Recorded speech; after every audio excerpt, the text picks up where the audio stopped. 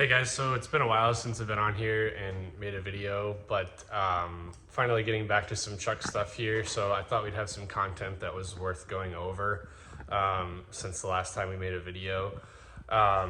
So some of you guys might know, at least from like the TikTok and Instagram side, that we had the truck on a dyno in the fall at the Whirly's open house event.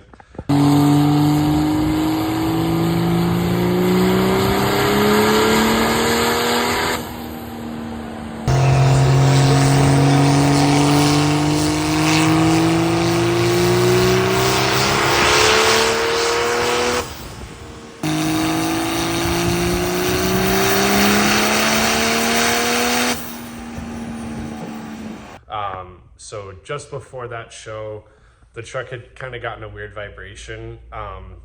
Seemed like it was happening when it wasn't under load, or rolling up to a stop with my foot on the brake is probably where it was the worst at. Under load, it was fine. Driving was normal. So did the dyno event, drove it like one more time, and then just parked it for the winter. And then been busy with life, so we're finally getting back to it. So I had some theories of what was going on. My initial thought was torque converter bolts, so that's where we started. Pulled the inspection cover off and was looking into it and found we have a bunch of play in the flex plate. So I'll put a little clip of that here. So since we're under here, I was just going to take a second and show you guys here a little bit clearer what was going on with the flex plate. So the converter now is completely disconnected from the flex plate. So the flex plate here should not be able to move at all because it's connected to the crank. Without prying it, there's no way I could turn this over with the compression. But this is how loose this thing is. So we got a lot of play in there. And then, so essentially the theory is that we probably have backed out flex plate bolts. So we're gonna work on that today, getting the trans out of here. It's not a huge project, but it's something to go over and it's fine. We needed to take it out anyways because I've got some other issues going on. I've had a trans leak since this trans was built. And I think at the end of the year last year as well, I had narrowed it down to maybe the 8-pin connector O-ring in there might be leaking. So while the trans is out, we're just gonna go through everything. It needed refreshed anyways with fresh fluid and filters and stuff because it never really had a break-in service done on it.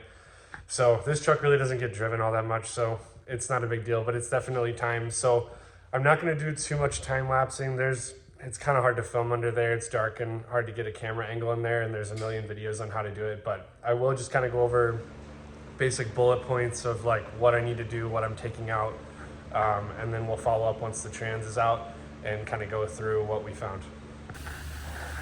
All right guys, so we're into the truck here. Just gonna go over the handful of things we're gonna be taking out. So obviously, as you know, the bell housing bolts go all the way around. There's 8 of them. So we're gonna drain the fluid here from the pan, and then we're gonna pull our drive shafts out. And then we've got our 4 bolts here on the cross member. We're gonna pull those. Like I said, rear drive shaft's gotta come out as well.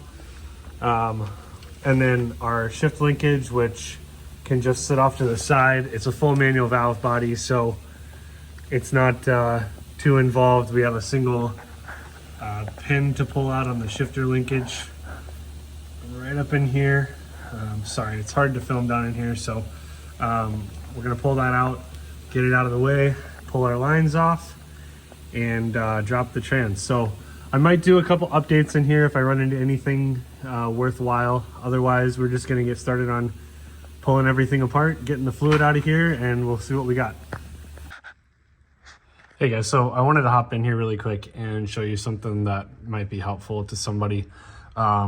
So I'm working on getting my converter bolts out right now through the access cover up here. So these are just 14 mil bolts. So what I've been doing is I took the inspection cover off, and then with the grooves in the flywheel here, I have a mini pry bar, and I'm just prying against the case here to turn the flywheel over.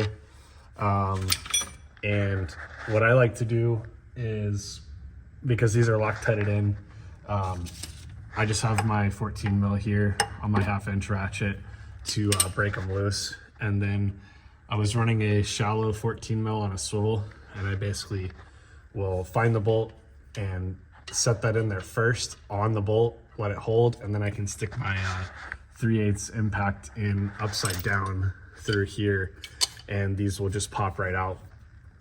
But might save somebody a little bit of time. It's pretty self-explanatory, but that's just kind of how I'm doing it. So I'm gonna finish getting these out. I got the linkage off over here. Rear drive shaft is out. Front drive shaft is disconnected on the transfer case side. It's just held in by one bolt, so I didn't drop it on my head.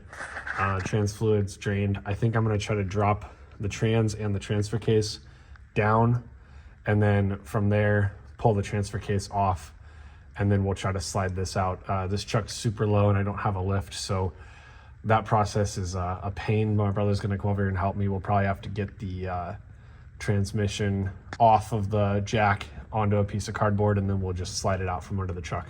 So I'll follow up once we get some more progress here, and we'll see how it's going.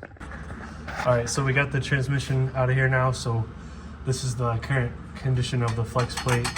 So lots of loose bolts, every single one of them. So these were all finger tight. So we're just gonna pull these out and see what kind of damage we have to the flex plate and possibly to the crank. So we'll work on that now. All right, guys, so here's the result on the backside of the flex plate here. This was a Suncoast billet plate, so pretty tough, and it, considering how loose it was, I mean, it took the abuse pretty well. There is some scarring on here, just from the heat, and so a couple of the holes they are ovaled out. It's really not horrible. It just seemed more logical to just go ahead and buy a new one. So we do have another one on the way. I went with a billet plate from Muldoon's. I ended up having to grab a couple other things, which I'm going to show you here. So like I said earlier, it was due for a service anyways, so I got a new filter coming. And then for the valve body, I had the 8-pin connector here. At some point, I don't know, sometime mid-summer last year, I started having intermittent issues with my lockup spazzing out, and when I took the connector off, it was completely full of fluid. So I think I had a leak there, but I also think I had a leak where my neutral safety switch is. So I ordered a King Speed neutral safety block off, since I don't use it anyways. I think that'll take care of that issue. I think I didn't have any sort of a good seal going on with the factory setup. So we're gonna replace that. I've constantly had a leak on the driver's side of the trans. It's been bugging me. So we're just gonna go ahead and take care of it while everything's apart. So the harness was really straightforward. It just goes to your TCC and overdrive solenoids right here. 3 T25 bolts hold it on right here like this. And then your harness just snakes around the valve body through this here, and then through the trans case. It's got a double O-ring set up. They both go right here on the connector. You can kind of see the indentations there. So anyways, I have a feeling this is cracked somewhere. Could be very small. I can't see it, but like I said, it's an $80 part, and I'd rather just fix it while it's out so I don't have to drop the trans again.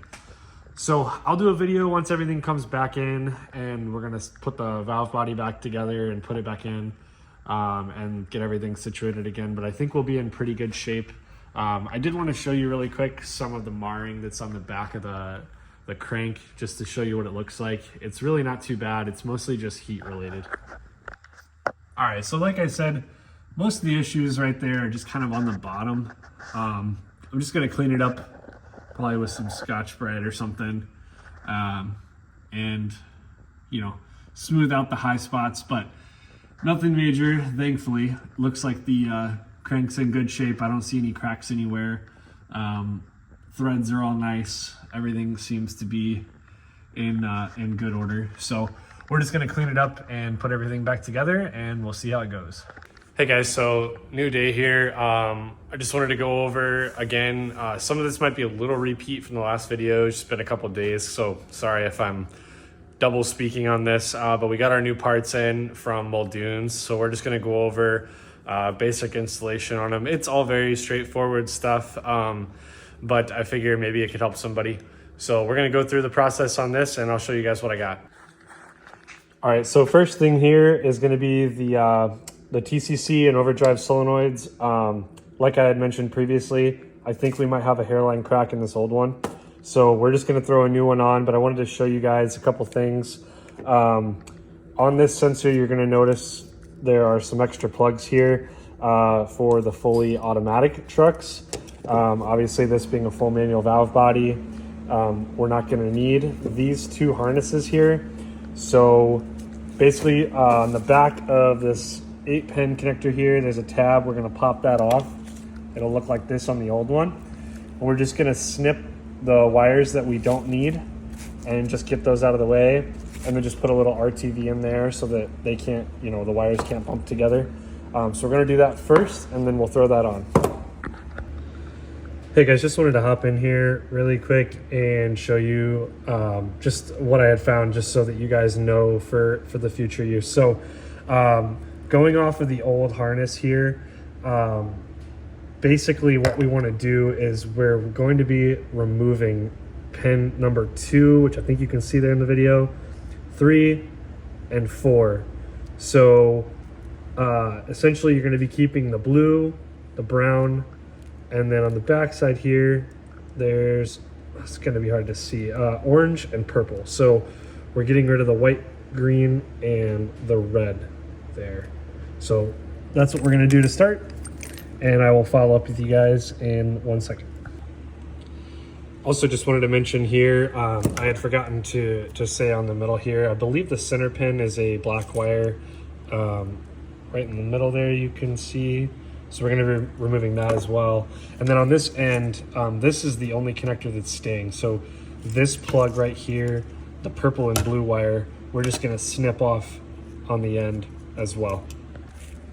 Alrighty, so here's our 2 pigtails that we removed.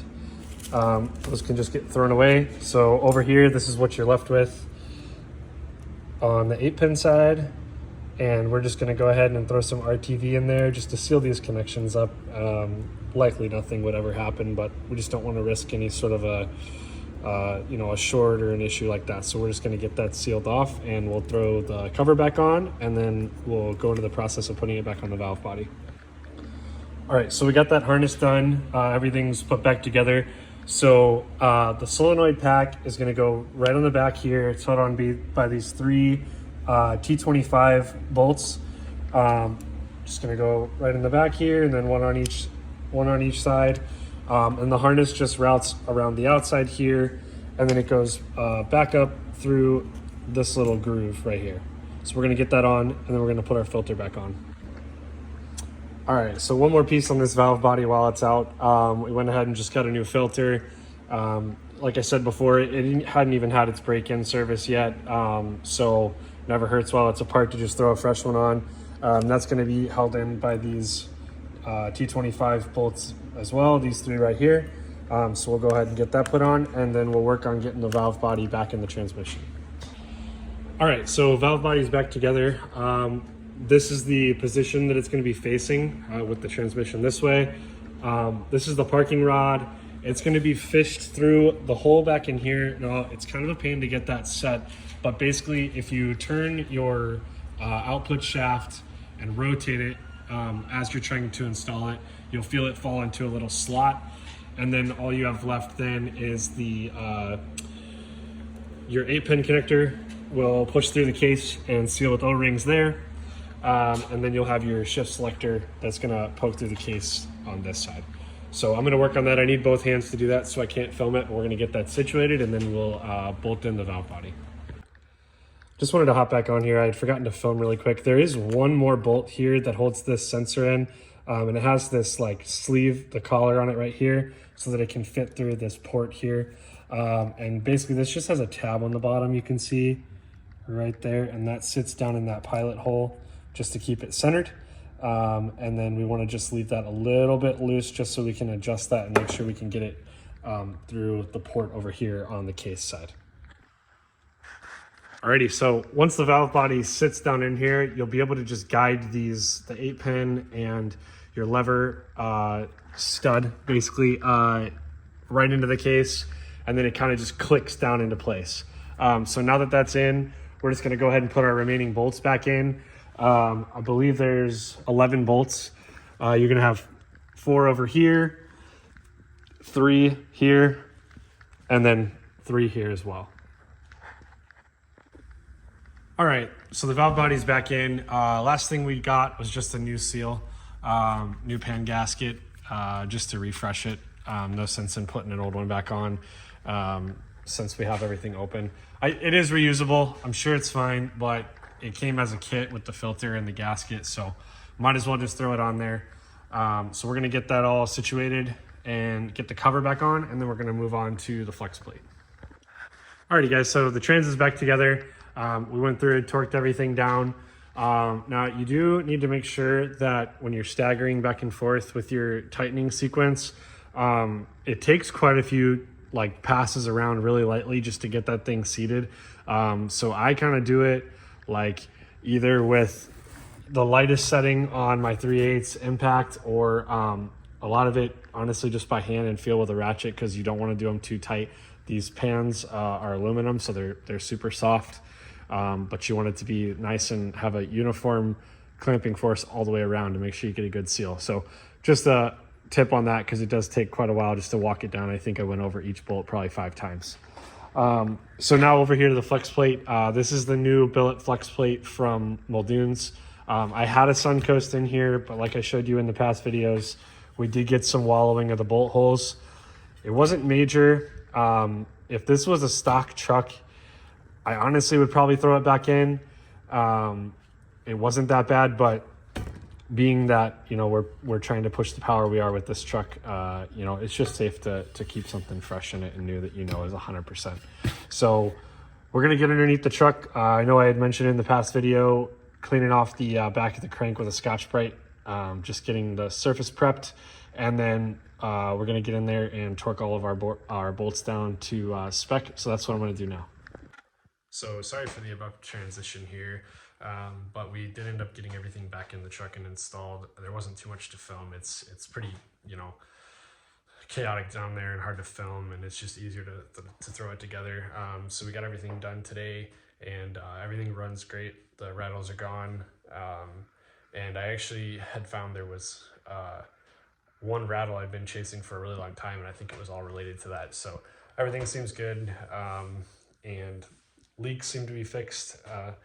Nothing as of yet, so super excited about that because the truck was constantly covered in oil. So that's awesome to have that fixed.